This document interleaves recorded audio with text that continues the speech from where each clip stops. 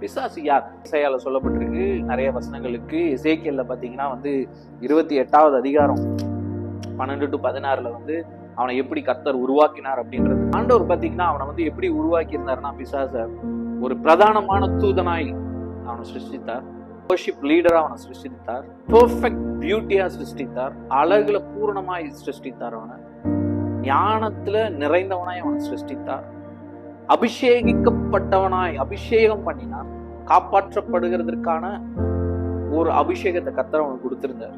ஆண்டவர் எதை கொடுத்தாலும் அதை திரும்ப பெற மாட்டார். எல்லா அவனோட வழிகளிலும் பெர்ஃபெக்டா இருப்பான். ஸோ உங்களுடைய எதிரி யார் அப்படின்னா, இவனுக்கு இவ்வளவு குவாலிட்டிஸ் எல்லாம் இருக்கு. அவனுடைய அழகுலையும் அவனுடைய இசையிலையும் தான் அந்த மேட்டிமை அவனுக்கு வந்துச்சு. இப்படி ஒரு மேட்டிமை, தேவனுக்கு மேல் நான் ஏறுவேன் அப்படின்னு சொல்லிதான் மேட்டிமை அவனை என்ன பண்றாரு, ஆண்டவர் கீழே தள்ளுகிறார். ஹல்லேலூயா, தேங்க் யூ ஜீசஸ்.